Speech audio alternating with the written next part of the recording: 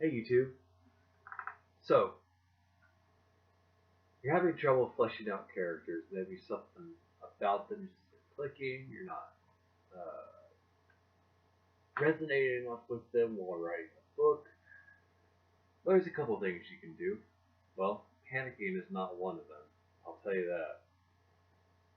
What I like to do when a character of mine isn't working the way that I would like, I write a couple short stories about them first. It seems a little less daunting to write maybe a 10 to even 50-page short story about a character as opposed to a 100 or 200 or 500-page manuscript about them.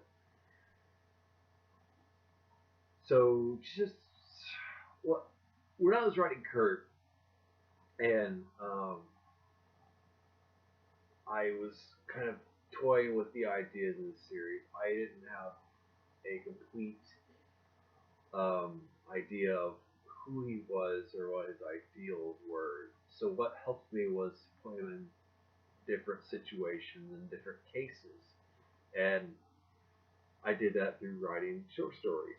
And I probably did over 10 short stories about Kurt before I wrote I wrote him in Revolving Doors and Phantom Walk. I mean, not all of them were good. That's not the point. The point here is to find out what works and what doesn't work, because what's bad is just as important as what is good, because each is a learning experience. So you can, if you're writing a paranormal novel, you can take that character and maybe send him on shorter missions beforehand. Or if you're writing romance, maybe just write a a really short scene or a collection of scenes that have nothing to do with each other. That way you can get this certain flow. Or if you're writing science fiction, maybe just do a short, maybe just do a short story um, about whatever technology you're going to use in the story alongside of this character that you're having problems with, and whatever else you're trying to put in the story, you can use time travel, space travel, whatever. You can use that minimally. You maybe downplay it if it's a big part of what the book is about, because that will make things a lot easier. The important thing, the whole idea is really to just start small. I mean, when James Wan was doing Saw, the movie started out as a 12-minute short, and now it's been spread out into 7 movies. But he started he started small and then went big. It was it was this 12-minute short that kind of helped him flesh out the idea and show the studio what the potential for this series could be. And writing can be the exact same way. And another thing that I think helped me was, are your characters really just characters? Are you sure? Are you sure there's something that's not real about them?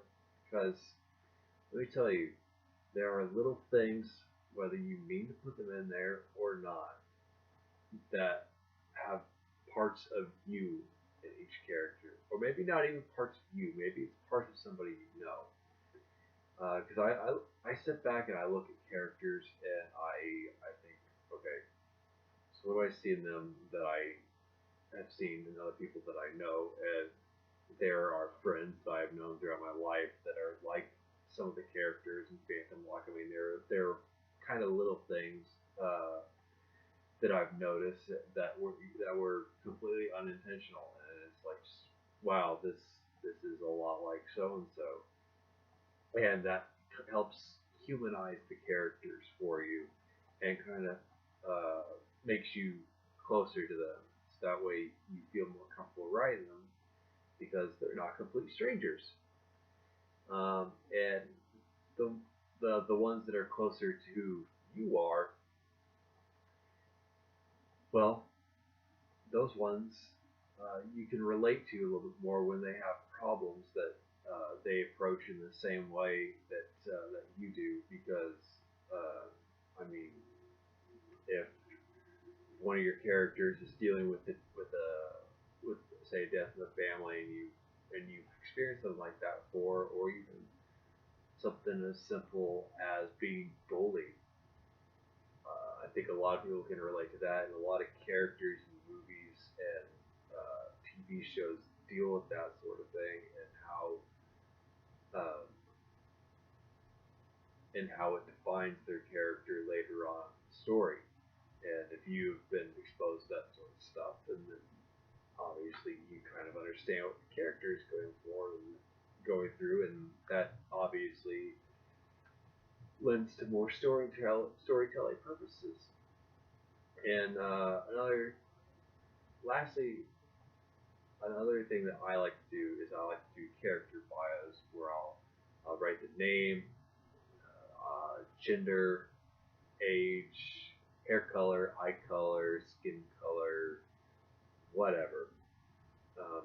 Negative and positive personal traits, abilities, whether they're superhuman or just normal. Go from so and so has the ability to fly, or so and so is really good with CSI work, and maybe include an excerpt from one of from where they're introduced, and you can keep that part with that profile when the character is introduced and initially described, so that way you don't forget it. So that way Gina doesn't have green eyes in book one, but somehow ends up with blue eyes in book 3 or 4 or something later on, because that can be something that you can lose a lot of.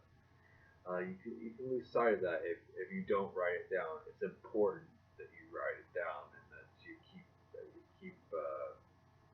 they keep things consistent. Like, obviously, character behavior can change over time, but there has to be a reason for it. I mean, you can't just for somebody who is not a cold-blooded killer, you can't just have them go batshit crazy for no reason. There has to be build up for it. Um, and if you don't, it's either obvious that you forgot who the character is at its core, or it's just being thrown in there for whatever reason. So 3 things we covered: writing short stories or poems or whatever about the character before tackling them in a book. 2, relate to people who may have similar situations or personality traits. I mean, you're gonna put it in there whether you know this or not. Believe me, it just happens. And 3, make character profiles. And those are 3 things that you can do to help flesh out characters a bit more. I hope it's somewhat helpful. I post videos once a week, and you can follow me on Twitter, Facebook, whatever. Go on Amazon, buy my book, and you can get my newest book on October 31st, only through time travel or waiting patiently until that day actually arrives.